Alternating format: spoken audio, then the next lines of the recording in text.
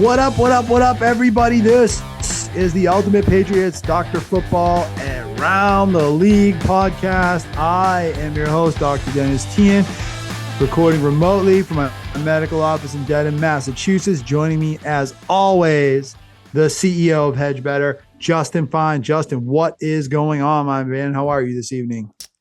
Doing well, man. Hey, it seems like the football season just started and it's already starting to fly by. We're hitting that halfway point almost, it's moving. We are moving. Yeah, I mean, September and October, my two favorite months of the year. Crazy to think they're almost over. Very crazy. Yeah, I got Halloween coming up and about to hit the back half of the schedules coming up in a few weeks, Well, the stakes go up, but yeah. It's funny. It's a two-way street because you get those really great games that are really high stakes games, and then you get those like dog games, which, by the way, the Patriots are in this week. Like Pat's Titans, great example. All right, let's go. Let's get to it. We got some great stuff to discuss around the league. This is the episode of the podcast where we just kind of fly around the league and talk about everything outside of Foxborough. And Justin, I want to begin by talking about Jayden Daniels and the Washington Commanders. I slapped my son high five and hugged him when that Hail Mary happened. We're not Commanders fans. We're not Bears haters. It was just such an amazing play. Jayden Daniels, Justin, he has that energy. He's like a winner, right? He has that vibe. He's a winner. And those kind of plays happen to guys like that. If the season ended today, I really think there's a chance Jayden Daniels would be the MVP. If he's not the MVP, I think he'd certainly be in the top three. Justin, your thoughts on Jayden Daniels and the Commanders and one of the best Hail Mary plays that I think we've seen in a long time in the NFL. Yeah, that was great. It was great. And just what makes it, I think, extra special is just the whole narrative of that game. I mean, you think about it, he was dealing with a rib injury. He was questionable, at times even doubtful to play in that. To think he was able to muster up the core strength to throw that ball, that within itself is impressive. But then you look at it, you look at the other circumstances surrounding the game. You got the Bears, you got the Commanders, two teams and organizations that have been so bad for so long, having good years, number 1 and number 2 overall draft picks. Like there was a lot of kind of underlying narratives in that game right there. And that was just, the ending was just perfect. It really was. Like you said, Jayden Daniels was so cool, calm, and collected on that last play. And let's not forget that. Didn't the play last like 14 seconds, by the way? He kept it alive. Yeah. I mean, he didn't get a ton of pressure on him, but I mean, he kept that thing alive for a while. But let's just give a special shout out to, I believe his name is Tyrique Stevenson, the Bears defensive back, who at the beginning of the play, when Washington Commanders receivers were actively running downfield towards the end zone, he was looking away, trash talking fans in the stadium. And then not only that, with his back turned to the play. While the players, the ball had been hiked. The ball was snapped. He had his back turned, and then he turns around, tries to catch up and get back into the play, and ultimately winds up being the one who tips it back to the Commanders receiver. That was poetic justice at its finest. I don't know if Tyrique Stevenson will make the NFL Hall of Fame. The odds are he won't. But if there is like a meme Hall of Fame, he will. He is now forever a part of. His bust is in there because like him, playing up to the crowd is absolutely going to live in meme infamy forever. People are going to be sharing that. It is going to be it's going to be right up there with the cat. The cat and all that other stuff. And all the famous memes. I think this goes right up there with all of them. Oh, absolutely. And just so embarrassing. Like if you're and that speaks to, the organization. Like I know the Bears are finding a little bit of success this year, but you would never see that in Kansas City.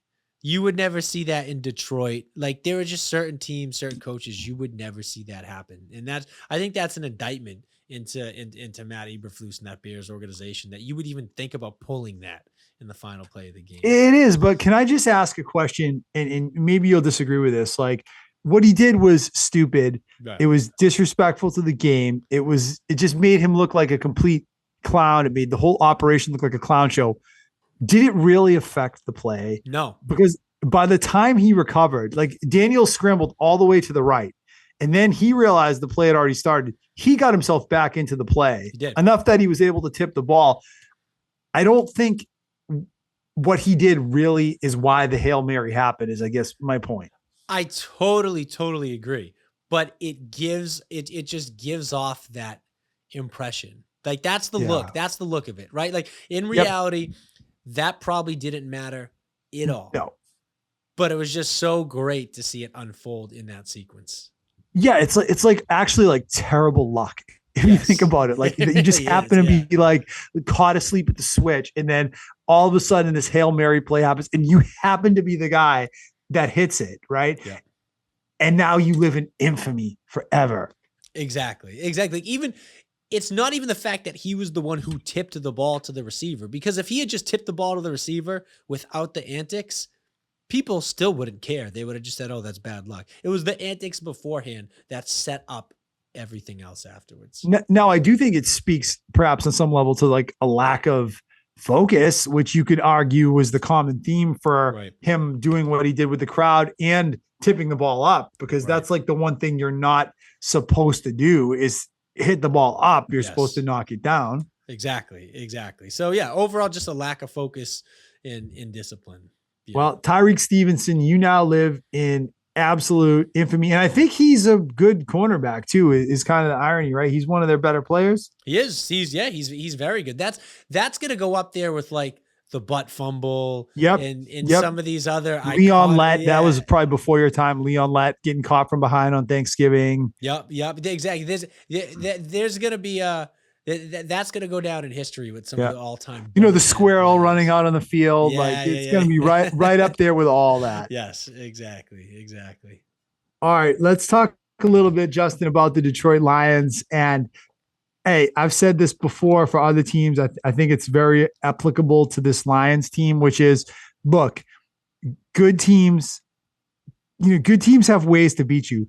Great teams have multiple ways to beat you. Great teams are like a Swiss Army knife. The Detroit Lions scored 52 points on Sunday, and their quarterback threw for 82 yards. To me, that's amazing. They scored a special teams touchdown. I believe they got several turnovers. They ran the ball. Yeah. I don't even know it's possible. How is it possible to score that many points in today's NFL without throwing for 100 yards? The Detroit Lions did it on Sunday. I think they are truly a great team. They are a great team. And I think they're probably going to make another move or two before the deadline, hopefully in the defensive side of the ball, like we've talked about, but they are the class of the NFC right now. I think they're proving as this season goes on that they were not a fluke. They were not a flash in the pan last year. They are a very good team, and they are hungry. Like that loss, that collapse in San Francisco last year, that didn't break them. It just made them hungrier. You're right. And a lot of teams will, like, it's the whole Super Bowl loser thing. Okay, they didn't lose the Super Bowl. They lost the conference championship game. But how many times do you see a team have a loss like that on a prominent stage in a big game, and they just can't get to that same level the next season? Absolutely. And Detroit, it's the opposite. They have taken it to a new level. Absolutely. They took that loss personally. They've come back this year looking even better than last year. And I'm rooting for them. I really am. And they're crushing teams. Yep. They're not just winning, they're crushing teams. And also this, and I mean, we are fans, right? Like, they're super entertaining to watch. They are. Well, you know what? You think about, you talk about these new modern day NFL offenses. They got trick plays coming out the wazoo, right? They are aggressive. They will go for it on fourth down. They will they will do unconventional things. I mean, they're super creative. Like, they're everything that you want to watch in a football team.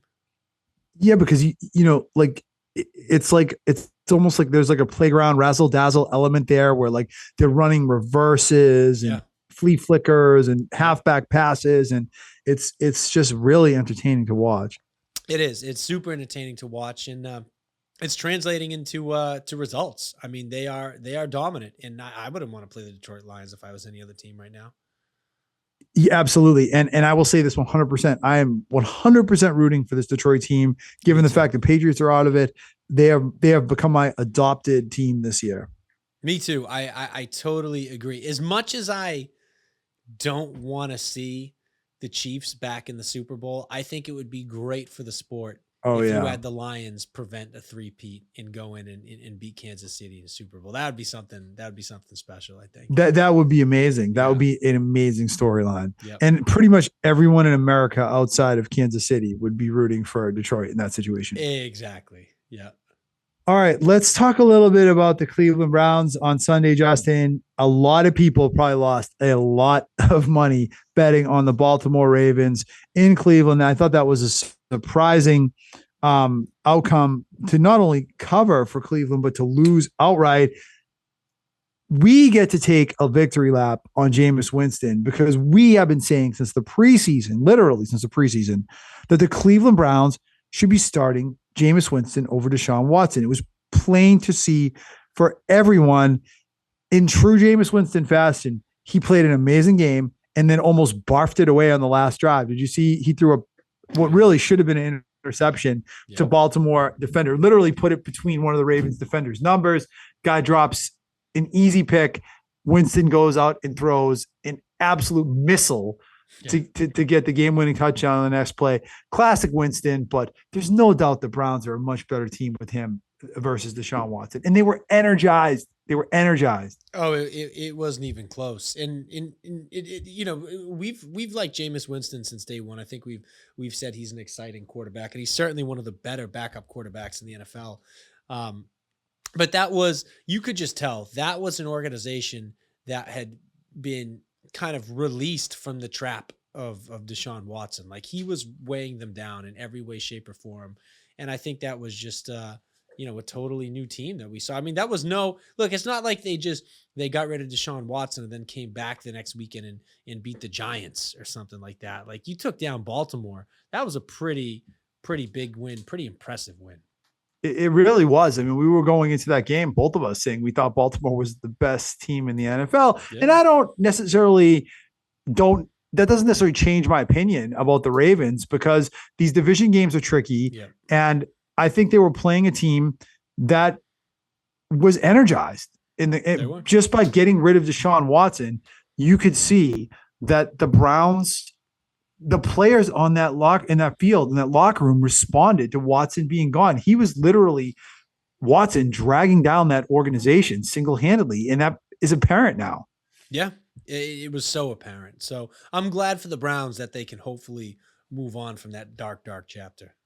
Yeah, I hope so. And look hey, again, Jameis Winston, you know, I'm going to age myself with this reference because this is way before your time, but like, he is like a classic Red Sox slugger from the early 90s. He's like a Jack Clark or Tom Brudansky or an Andre Dawson, a guy that will strike out 3 times and then hit a 450-foot home run. But he keeps swinging for the fences no matter what happens. That's what he is. And I think in that sense, he's an exciting guy to watch. And I will be rooting for Winston and the Browns coming down the stretch. Yeah, absolutely. I'd like to see them turn it around.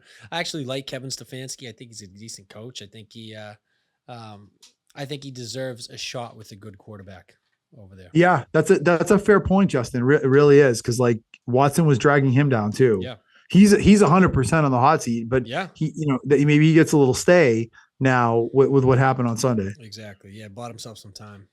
Absolutely, and who knows? Maybe they string a few wins together. Yeah. Save their season. Okay, let's talk about Dallas and San Francisco game from Sunday night. I thought this was 2 teams playing for their season on Sunday night. And I think what you see is 2 teams now that are going in very different directions. I don't think San Francisco is out of it yet because they've had so many injuries, and we'll get to them in a second. But before we do, Justin, the Dallas Cowboys are completely imploding before our very eyes. I don't know what the problem is in Dallas, but I think Mike McCarthy is going to inevitably be the fall guy. The only question becomes, does it happen in season or does it happen in January? when does Mike McCarthy get it, Justin, in Dallas? And is that Cowboy season basically over? You know, I think I'm going to say that they maybe let Mike McCarthy finish the season out. But regardless, they got a big problem. They've had a big problem for a while. It's not anything new. Mike McCarthy he's been on borrowed time, I think, for 2 seasons, if we're being honest. Jerry Jones is clearly still a problem. That entire organization has a culture problem. That locker room is dysfunctional. That team is dysfunctional. And we're continuing to see, look, this is one thing that we've differed on is Dak Prescott. And I think we're at what point do we start to look at Dak and say, dude, what is going on here? Like, I know that the team has a culture problem. They got an ownership problem. They got a coaching problem, but they also got a quarterback problem too. Well, the problem with the Cowboys, Justin, and this is the irony of the situation, Mike McCarthy is going to be the fall guy. He's going to lose his job because the team stinks. I know you don't think Mike McCarthy is a great coach. I am not as down on him as you are, but I understand this. The problem with that team is not Mike McCarthy and it's not Dak Prescott. It's the way that roster is constructed. They are top heavy. They overpaid Dak Prescott. Jerry Jones is the general manager. Stephen Jones, the other general manager. Yeah. They're the ones responsible for the mess in Dallas. They have way too much of their cap tied up in a few players at the top. In the middle and bottom third of that roster is junk. The defensive line is junk. The offensive line is junk. The front seven outside of Micah Parsons is not good. They can't stop the run. They don't have any running back. They literally don't have Ezekiel Elliott and Dalvin Cook are the running backs. It would be great if it was 2018. It's 2024. Prescott is the fall guy. McCarthy will be the fall guy. The problem is Jerry Jones. I agree completely. Jerry Jones has been the problem with this team for a long time. And every year it's, will it be different? Are things going to change in Dallas? Blah, blah. It's not different. It's more of the same. This is a dysfunctional organization. They're probably going to miss the playoffs. And you know what? I love it. I kind of love it because just like there's organizations that it's easy to root for and get behind, there's organizations that it's easy to just hate and relish in their collapse and in their pain and suffering. And for me, that's the Cowboys. I'm sorry. I am so out on them. I'm so happy to see this kind of all blowing up in their face. I think they've been artificially propped up for a while. Well, they haven't done anything in like 30 something years now. Right. No, but the expectations for the last however many years have been that, this is a good team. This team can compete. What are we going to see a different Cowboys team this year? I'll say this. And like you, I don't know if you watch ESPN in the morning, right? Yeah. But for the amount of time they spend talking about a team that hasn't won anything in 3 decades and the Dallas Cowboys, right? They talk about the Cowboys constantly on ESPN for a team that has done absolutely zero since the early 90s. I agree. They get a lot of attention. They get a lot of hype and they get a lot of false hope. That's what they get. They do. And I'll say this, I don't want to make Dak Prescott sound like the victim here because when someone pays you $250 million, that's a wonderful position to be in life. Right. Yeah. But I don't think that in a football sense, it was fair to give him that contract. And then it prohibited them maybe from building that roster the correct way. And look, I don't think Dak Prescott's most ardent supporter has ever contended that this guy is a Tom Brady or a Pat Mahomes that can take that kind of money and elevate to that level the team around him. And I think that really is the problem. One of the fundamental problems with that roster construction is just an overcommitment of resources to quarterback. But to me, that does fall back to the GM. Yeah, no, I agree completely. You're very top heavy. You got CeeDee Lamb, you got Dak Prescott, and look, Micah Parsons needs to get paid too.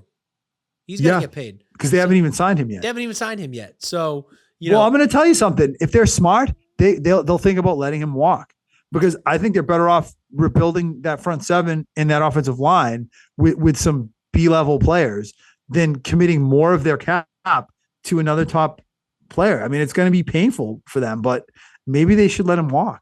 I agree. I mean, you got all your money tied up in Dak, CeeDee Lamb, and Micah Parsons. I mean, what are you going to be able to do as far as filling out the rest of that roster? So, yeah, I totally agree. You might have to let him walk. Absolutely, he can come to New England. We have plenty of cap room. Yeah, for real. All right, and what about San Francisco on the other side, Justin? They're 4-4 now. Any chance they salvage their season? You've been down on them since July. I think they can salvage it just because of how bad I think the NFC is overall. Like the NFC is not strong. I think there's plenty of room for the 49ers to find themselves in a wild card spot for sure. I still don't think it's going to be, a year to brag about for them. I think they'll find maybe an early exit in the playoffs. Even if Christian McCaffrey comes back, it's, you still lost Brandon Ayuk for the year. Like that team is not going to be the same as they were in the past. So I think they could still make the playoffs just because there's not a lot of talented competition. In a soft division too. In a soft division, exactly. So I do think they could salvage their season, but I don't have any expectations for them to do anything. A three-way tie for the NFC West right now. 3, 4, and 4 teams: Arizona, Seattle, and San Francisco. Yeah. And that was one thing we can take credit for is we both predicted Arizona would be better than a lot of people thought they were going to be. And right now they are in first place in the NFC West in week 8. Yeah. And let's not forget too, the odd man out in that situation, the LA Rams, they just got Cooper Kupp back. They just got Puka Nacua back. Like that could arguably be the most dangerous team in that division. I was high on the Rams. Yes. And it looked like I'm wrong about that right now, but I will say this. I agree with you. They're very much alive. And you tell me, you watched the game last Thursday night. I'm sure like the rest of us did. Do they not look like a different team with Kupp and Nacua both on the field? 100%. That is a team that is just, if they can stay healthy, that team is going to keep getting better and they're going to be dangerous.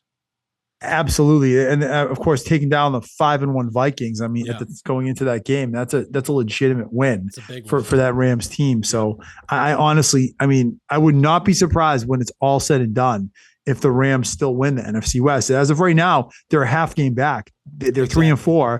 Every other team in the division's 4-4. They've played one less game. So they're really right in it. They are. Justin, we got to talk a little bit about Anthony Richardson and the Colts. So this is one you were wrong about back in the preseason because you were high on this player and you were high on this Colts team. Right now, Anthony Richardson has the lowest completion percentage of any quarterback in the NFL in the last 20 years. He is right up there. He is slightly worse than such quarterback luminaries as Tim Tebow, Jamarcus Russell, and JP Losman.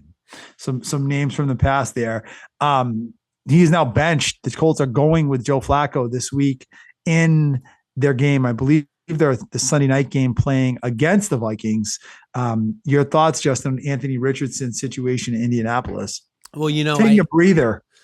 I should have this offseason. I should have saw the writing on the wall, the red flags when I heard that Anthony Richardson had been planning or was planning to drop a musical album, a rap album. Now, not because I don't like rap music. I love rap music, but I look at that and I say, you got a guy entering year 2 who just missed almost all of year 1 with injury. And he's focused on dropping an album right now. That is not a guy who's 100% all in and has his mind and his effort and dedication focused to being a quarterback and taking that year 2 leap. Like there is no progress. If anything, probably just regression. I mean, I know he only played like 2 or 3 games last year, but the 2 or 3 games he played last year look better than any of the games he's played this year so far. Like you got to wonder what his commitment level and his effort level is and the intangibles, because clearly the guy is physically gifted. He's a physical specimen, but I'm starting to wonder about the intangibles. Let me push back on that a little, because what he does in the offseason or doesn't do in the offseason, that's one thing. Is he focused? Is he not focused? I don't know. I have no idea. Anthony Richardson right now is a guy that played 11 games in college and then played 2 or 3 games in his rookie year. Right. And has now played like 3 or 4 games in his second year.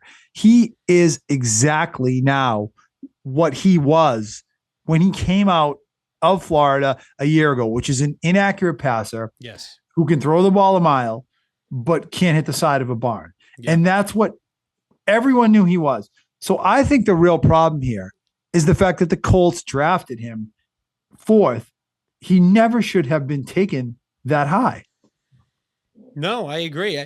You did have that, that was the year you had the run on quarterbacks, right? Where people, I think, were going a little bit higher just because of the nature. I believe it went quarterback. It went Young, Stroud, non-quarterback at 3, who I forget, and then Richardson at 4. And then Richardson, yeah. I think it was actually, it might have been Will Anderson, the Texans guy. That's right, because they had the back-to-back picks. Yeah. So, but I'll say this: I'd still take Anthony Richardson over Bryce Young. Yeah, I agree with that. I mean, I think take him. Absolutely. I mean, Richardson has a chance to play, but I guess what I'm saying with him too is you want to talk about a developmental prospect. I mean, Anthony Richardson is a developmental prospect who clearly has a long way to go. And there have been, to your point, glimpses of hope from Anthony. Like, he does make some amazing throws and plays at times. He does. The guy is a physical specimen, like 100%. But that's why I brought up him, him having a music career, though. It goes back to what you just said, which is the guy has played a handful of games, including his college and professional career. He's coming off of a big season-ending injury. Like, this guy should be 150% bought in towards honing his craft. Like, he's not at Florida anymore. He's not the guy has some serious, in my mind, off the field and intangible issues, because he should be doing everything he can to get better at football, right now. And we're not seeing any signs of that. Like, again, he's looked like he's taking a step back in year 2. Yeah. Or not developing. He was a career 54% passer at Florida, who was drafted number 4 in the draft. I mean, it just doesn't add up and make sense. And then, people are surprised when, 8 or 9 games into his career, he's a 44% passer in the NFL. I'd say it's totally consistent and par for the course. And I'll say this, Justin, I'm not high on Anthony Richardson. I think the draft pick was a mistake by the Indianapolis Colts. I don't like the player. I think it was a huge gamble, bad draft pick. You can't pass judgment on this guy until he starts like 30 games. I agree. Especially him, because he could be one of these cats like Josh Allen, right? Think how bad Josh Allen looked for his 2 years coming out of Wyoming, a relatively inexperienced guy coming out of Wyoming. And he looked like an absolute bust. We stood in the stands in Foxborough. We laughed at Josh Allen looked so bad his rookie year. I never forget it. And now look where he is a few years after that, MVP caliber player. So, until Anthony Richardson gets like a solid 25 to 30 starts under his belt with some consistency around him, you're just really not going to know what you have. I completely agree. There's a lot more that you need to see out of him. There's a lot of development that still is to be desired. Like let's not forget, like, the kid, he's got potential, but there is a lot of growth and development that he still has room for. But to bring it back to a point from, the earlier episode, when we were doing the Patriots podcast. Yeah, you're talking about, how important it is to have a competent backup. Love that the Colts got Joe Flacco, right? Because it's like it's so important. They're almost a better team. They are a better team with Joe Flacco than Anthony Richardson. We talked about it earlier today. Anthony Richardson just got benched. So yeah, super important. But yeah, I wish the best for the kid, because I want him to do well. I want him to be good. He does have a lot of raw potential and a lot of physical skills, but he needs to develop more. He's not there. Yeah, I mean, to your point, Justin, if the season ended today, the Colts are the 8th seed. So they're a half game behind the Chargers, who've played one less game than them. Yeah. So Joe Flacco coming in, they are a better team, and their season isn't over yet. Right, exactly. So. Let's talk, Justin, about 3 coaches. I want to throw out a few coaches who I think should be on the hot seat, but I don't hear their name mentioned that much. I mean, we've talked about the hot seat on previous editions of the podcast. We've brought up names like Doug Peterson and Mike McCarthy, we just talked about. And there's a couple other names that always seem to find their way onto that list. I'm going to give you 3 guys that I think are very subtly moving on to the hot seat. I want to get your take. Number 1 is Zachary Taylor from the Cincinnati Bengals. The Bengals are 3-5 now. Well, really well below expectations. We're supposed to be one of the best teams in the AFC. Is Zachary Taylor on the hot seat? They have a 25% playoff probability currently, by the way. He should probably be in the hot seat, honestly. I mean, I've never been a big Zach Taylor fan. Honestly, I think I don't know. I just think that he is somebody that skates by. He flies under the radar a little bit. Nobody really talks about him or his coaching staff. But there's some problems. There's some problems in Cincinnati right now. And I just want to go on record. I still think this Bengals team is going to make the playoffs. I think they finish above 500. But with that being said, I definitely agree that Zach Taylor is starting to get some negative attention, and rightfully so. Well, here's the Bengals' saving grace is the fact that there are some really bad teams in the AFC this year. Yeah. And you look at the teams behind them: Titans, Jets, Patriots, Jaguars, Raiders, Browns, 2-6 Browns, Dolphins, 2-5. You name me one of those teams that's going to leapfrog them into the 9th seed, which is what they are right now, the 9th seed. The Bengals are really only 2 games out of the playoff picture right now, and they hold the 9th seed in the AFC currently. Exactly. And I think they will end up in that 6 or 7 spot when it's all said and done. What about this one, Justin? Matt Eberflus of the Chicago Bears. Okay, let me give you this stat. He has a 14-27 record as coach of the Bears. He's 13 games below 500. The Bears are 4-3 right now. If the season ended today, they would be out of the playoffs. I think if the Chicago Bears don't finish the season strong, and certainly if they don't make the playoffs, or at least hover around 500, I think Matt Eberflus might be gone this year. I totally agree. I think he's somebody that I'm actually shocked that he made it to this year. I really thought after, because this is what for him, year 4 in Chicago, 3. It's at least 3. Yeah. It's 3? Year 3. So the first 2 years were so piss poor for him.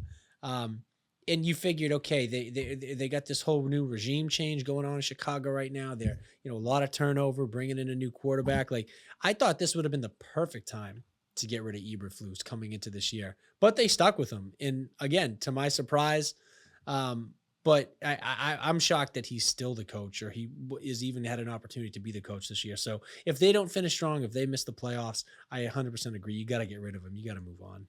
Because rightly or wrong, fair or unfair, the expectations for that Chicago team were high this year. Very high. People, very high. I think they had an over-under win total of 9 or 8.5. I just want to kind of fit into the discussion here, I want to read to you the Bears' remaining schedule. Their next 2 games are cupcakes. They got the Cardinals, so not a cupcake. That's a tough game in Arizona. I shouldn't call that a cupcake. Then they got the Patriots. Okay, that's a game they'll probably win in Chicago. How about this? Packers, Vikings, Lions, 49ers, Vikings, Lions, Seahawks, Packers. Now you tell me, how many of those last 7 or 8 games is the Chicago Bears going to win? Yeah, sure. This Chicago Bears team, I think they're going to be lucky to be hovering above 500 when it's all said and done. You know what? Based on that schedule I just read you, I mean, I don't think they win in Arizona this week. They'll probably beat the Patriots. They may not win again.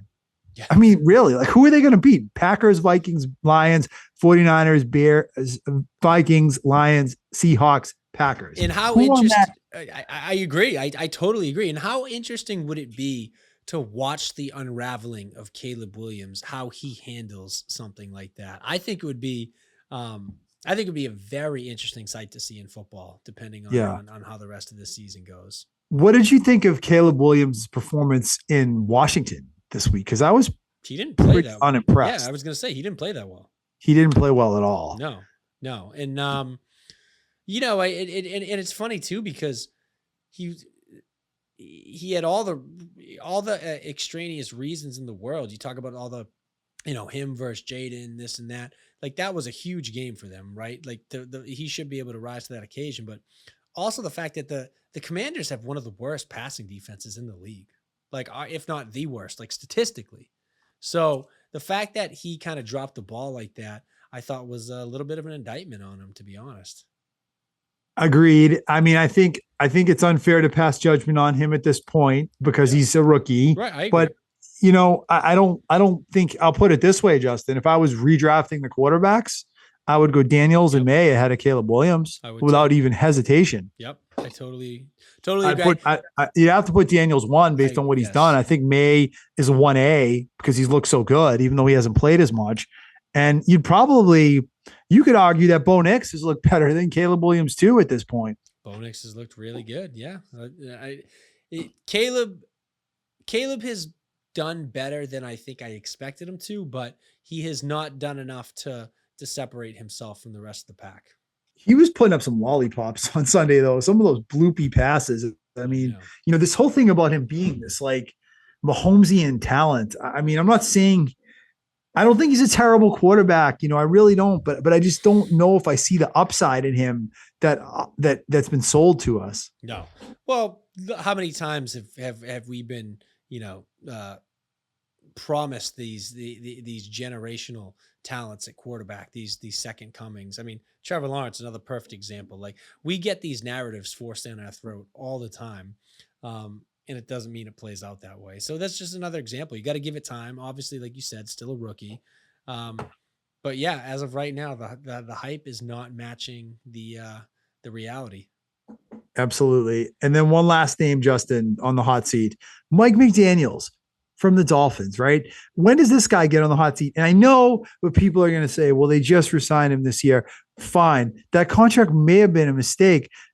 This Dolphins team, 2-5, terrible loss this week to Arizona. Everybody and their mother, not me, but everyone else, bet the Dolphins this week, laying the 5 at home against Arizona, outright losing. Chad Ryland, by the way, drains third game-winning kick in 4 weeks.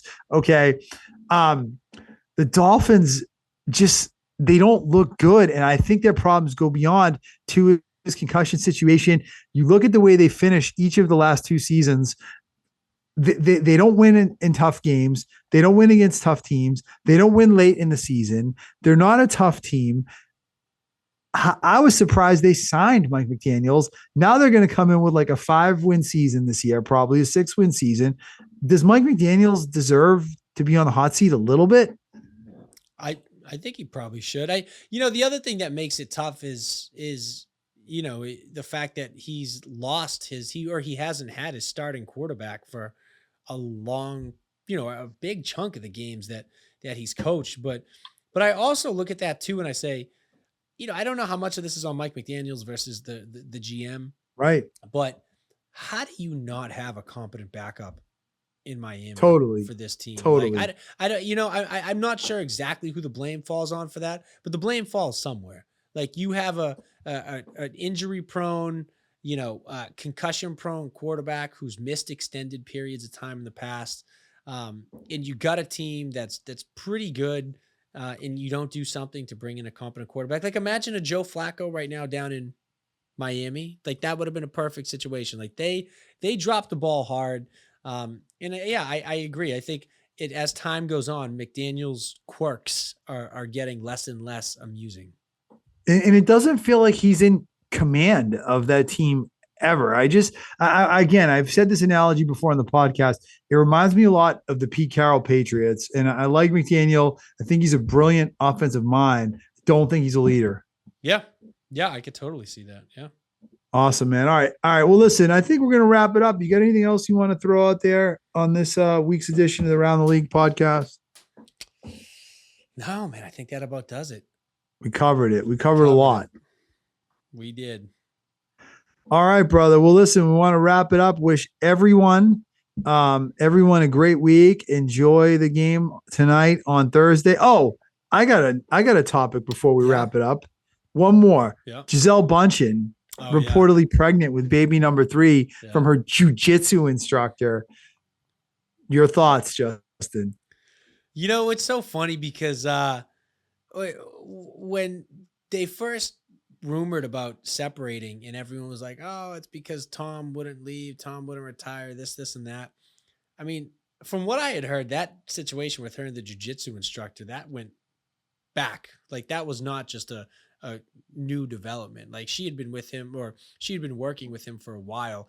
Um, so it's, I don't know. It's just it, to me, it's just like one of those situations where I look at it and like I could care less. I want nothing to do with anything surrounding that drama or that news. But I do think it's interesting because I think Brady was vilified when they first split up.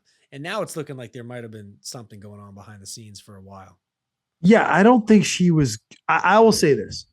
She was never good enough for our Tommy. No, I'm sorry. No. She was never good enough. He could have done so much better than her. She is so, I think, overrated. I don't find her attractive physically.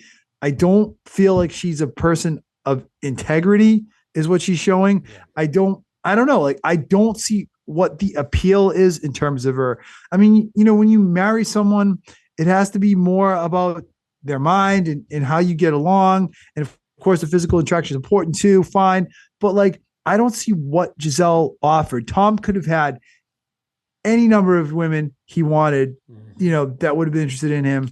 And I feel like he settled for her and it burned him. And I feel so sorry for Brady. I agree. I do too. I'm wondering if and when the GOAT gets back on the horse, who we'll see in the mix. But I think that'll be something interesting to watch, because you know what, your ex-wife moves on, she's having a baby, she's got with her jiu-jitsu instructor. Like, you can't tell me the competitor in him is trying to find like somebody newer and better and younger and all those things. Like, but what are you gonna do? You can't if you're Brady, you can't start a fight with a jiu-jitsu instructor, even if you're Brady, because they'll probably still be able to kick your ass. Exactly. No, he's in a very tough situation. But again, I look at Tom as the competitor and I say, oh, he's going to do something. He'll come out with the new supermodel girlfriend or something soon, but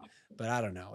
I can't see him just sitting idly by and doing nothing. If it comes down to it, Justin, Brady versus the jiu-jitsu instructor, who wins? Fist fight. Oh, the jiu-jitsu instructor. Yeah. You think so? Yeah, definitely. I'm going Brady, 100%. Right. I have the Tiger. Okay, I have the Tiger.